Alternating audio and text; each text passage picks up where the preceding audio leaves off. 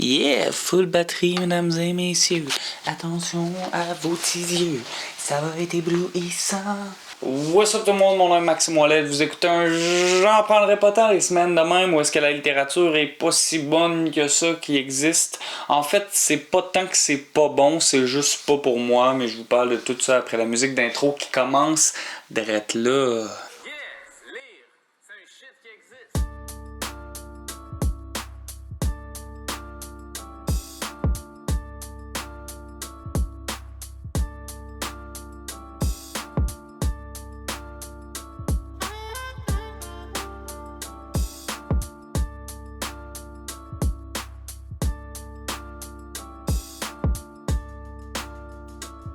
J'ai l'air de bonne humeur, hein? C'est parce que j'ai lu Sénèque de la vie heureuse. Sénèque, c'est un philosophe. De la vie heureuse, c'est un recueil dans lequel il y a l'essai éponyme et un essai qui s'appelle De la brièveté de la vie. C'est deux essais assez intéressants. Je dirais même que c'est très bon. Sénèque émet la théorie, en fait, que nos vies sont pas si courtes que ça, comme on aime le prétendre. Au contraire, en fait, nos vies sont très longues. C'est juste qu'est-ce qu'on en fait qui fait en sorte que c'est super rapide. On perd beaucoup de temps, des futilités. Sénèque aime nous le rappeler. Il aime nous rappeler en fait que si on passait notre temps à s'évertuer, ben on serait probablement plus heureux, puis on n'aurait probablement pas une conception de la vie comme étant une vie rapide, une vie courte. Ce qui en soi est vraiment intéressant. Par contre, je pense pas que ça prend en considération nécessairement nos réalités modernes, avec raison en fait, parce que c'est pas une œuvre moderne. Je pense que dans le système dans lequel on vit, si on prend pas le temps de le repenser au complet en tant que collectivité, ben on n'aura pas le choix de continuer de travailler pour les autres, ce que Sénèque considère être une perte de temps. Il pense qu'on dilapide trop notre temps à des causes futiles, puis qu'on devrait plutôt l'investir en nous. Je trouve ça intéressant. Effectivement, ça serait dans le meilleur des mondes, personne ne travaillerait 40 heures par semaine. Ça fait pas de sens qu'on passe la majeure partie de notre vie à travailler pour s'acheter des objets dont on n'a pas besoin. Mais c'est pas tout à fait vrai en fait qu'on peut ne pas donner de temps à autrui à 100%, juste se l'accorder à nous. On pourrait, mais dans une conception un peu à la Thoreau justement, où est-ce qu'on vit dans le bois, on travaille de nos mains pour nous-mêmes. Ça pourrait marcher pendant un certain temps, mais tôt ou tard, je pense que le gouvernement finirait par venir cogner à notre porte puis nous dire qu'on n'a pas le droit d'être un ermite, que le territoire qu'on habite appartient à quelqu'un ou à une institution. Ce qui est vraiment franchement triste en fait, là, c'est déplorable qu'on puisse pas choisir la vie qu'on veut, mais le système capitaliste est tellement bien pensé qu'on ne peut s'en échapper. Puis je pense que quand on lit Sénèque, c'est ce qu'on se rend compte en fait que c'est très utopique. Il y a plein de choses que j'aimerais appliquer dans la vie, mais que je ne peux pas appliquer malheureusement à cause du système dans lequel je vis. C'est un livre intéressant, mais il faut prendre en considération que la philosophie, c'est quelque chose qui se digère beaucoup moins bien qu'un roman. Donc moi, personnellement, c'est le genre de livre que j'aimerais prendre beaucoup de temps à lire quelques pages à la fois, réfléchir à ce que je viens de lire. Malheureusement, dans le contexte actuel, j'ai pas la chance de pouvoir prendre ce temps-là. Bref, j'aurais aimé avoir plus de temps pour lire ce livre-là, vraiment bien l'analyser, bien digérer la pensée de Sénèque, mais j'ai été obligé de tout simplement me goinfrer, puis c'est jamais vraiment très bon avec la philosophie. Donc je vous le conseillerais, mais je vous conseillerais de prendre le temps de lire ce livre-là. Pour ma part, j'ai pas assez pris de temps pour Sénèque, ce qui a fait en sorte que ce livre-là n'est pas un livre marquant pour moi malheureusement.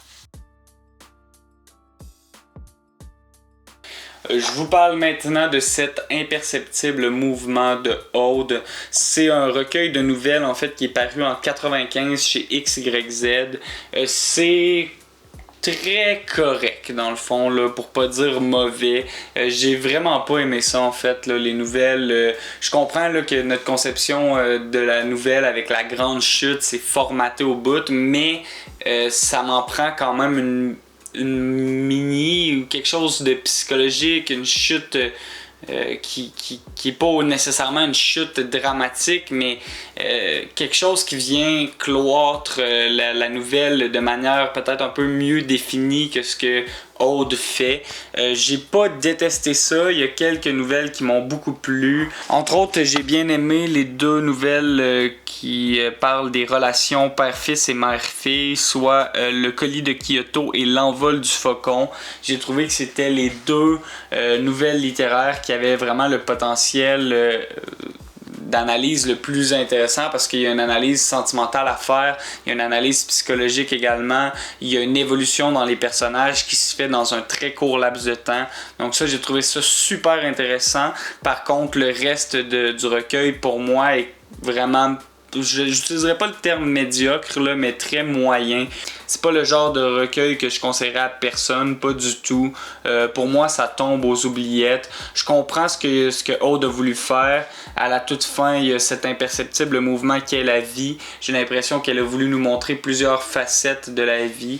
Ce qui est intéressant, mais ça c'est intéressant quand on prend le recueil comme un tout, ce qui est le cas en fait, mais je pense que dans ce tout, il y a plein de petits tout qui sont les nouvelles, puis il faut pas oublier ça. Dans le fond, quand vous faites un recueil de poésie, un recueil de nouvelles, c'est intéressant en fait d'avoir un filon conducteur définitivement, mais il faut pas oublier que chacune des compositions est un tout à part. Donc définitivement, ça serait peut-être d'avoir retravaillé un peu plus les nouvelles pour faire en sorte que ce filon conducteur-là soit intéressant, mais que chacune d'elles soit intéressante, parce que en toute honnêteté, il y a plusieurs nouvelles que j'ai trouvées vraiment fade en fait, tout simplement.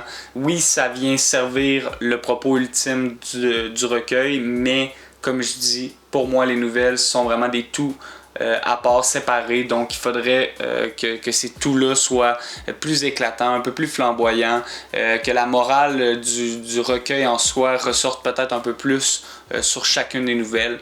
Ça, c'est mon point de vue à moi. Bref, j'ai pas aimé cet imperceptible mouvement. Je vous le recommande pas.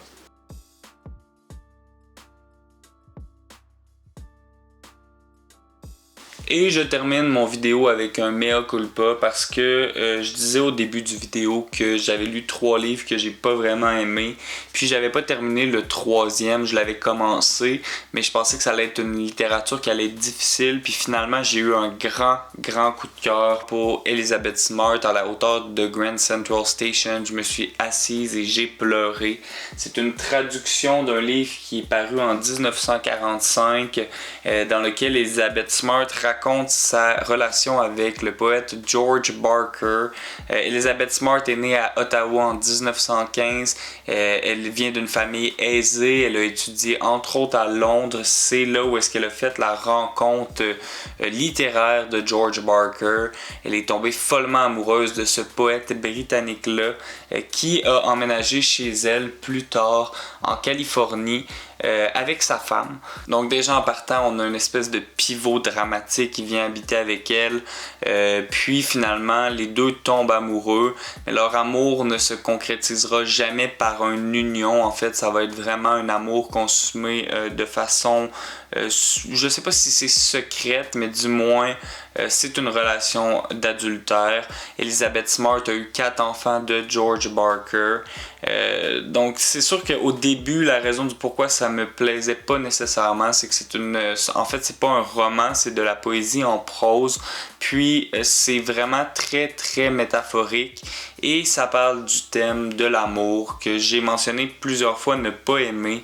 Mais je me rends compte plus que le défi avance que en fait j'aime le thème de l'amour, j'aime juste pas nécessairement la manière dont il est généralement exploité. Toutes les relations père-fils, les relations fraternelles, l'amour familial, l'amour interdit, c'est un thème qui me plaît beaucoup. Puis je suis content en fait de découvrir ce thème-là avec vous. La raison du pourquoi j'ai aimé ce texte-là plus particulièrement, c'est parce que, comme il est mentionné en 4e de couverture, c'est construit comme une progression unique et continue. On dirait un cri d'extase qui, sans variation d'intensité ni de hauteur, devient un cri d'agonie. Et c'est une excellente description de ce livre-là, parce qu'au début, justement, c'est très métaphorique, c'est très dans la célébration de l'amour. Puis plus que ça avance, plus qu'on se rend compte que c'est vraiment déchirant cet amour-là, que ça fait énormément énormément de mal à Elizabeth Smart, mais qu'elle en est encore fascinée. Ça a été écrit pendant la Deuxième Guerre mondiale, donc il y a la trame de la guerre qui se passe en même temps. Et on se rend compte que le drame humanitaire prend moins de place dans la vie de la poétesse que son drame personnel, qui est un drame qu'elle n'arrive pas à surmonter. Donc j'ai trouvé ça vraiment intéressant parce que ça nous rejoint beaucoup, c'est vraiment d'actualité, parce qu'on continue de vivre nos vies malgré le fait qu'en ce moment on est dans une période d'incertitude politique, d'incertitude carrément mondiale. Donc cet aspect-là, j'ai vraiment aimé ça parce que justement, malgré le climat actuel, ben, on a nos joies, on a nos peines, on a nos moments d'émotions routinières, si je peux dire. Donc ça m'a fait beaucoup penser à ce que je vis en ce moment, à ce qu'on vit en ce moment. Pour toutes ces raisons-là, j'ai beaucoup aimé ça. J'ai aimé la plume d'Elizabeth Smart que j'ai apprivoisée avec le temps. Dans les premières pages, je trouvais ça vraiment lourd, quasi pédant. Mais finalement, en toute honnêteté, je trouve que c'est magnifique. C'est un recueil de poésie que je recommanderais. Je dirais pas que c'est un recueil de poésie en fait, là, c'est parce qu'il y a pas plusieurs textes, là, c'est un seul long texte. Mais bon, je vais utiliser quand même le terme recueil là, pour le moment, mais c'est un des recueils qui m'a vraiment le plus marqué. Je le conseille à tout le monde, même si c'est une lecture qui est peut-être un peu plus ardue que ce que je conseille normalement. Ça reste que vous vous trompez vraiment pas avec ce livre-là. Donc je fais même pas de section de suggestions cette semaine. Honnêtement, pour moi, c'est le coup de cœur de la semaine, à la hauteur de Grand Central Station. Je me suis assise et j'ai pleuré. Cet imperceptible mouvement, c'était pas très bon, honnêtement. Sénèque de la vie heureuse, pour moi, je pense que c'est juste une question de contexte. Ça reste que c'était assez bon, mais ça m'a pas assez marqué pour que je vous le suggère. Donc, je vous conseille Elizabeth Smart. On se revoit la semaine prochaine. Mon nom est Maxime Ouellette. Vous avez écouté un qui existe. Peace out.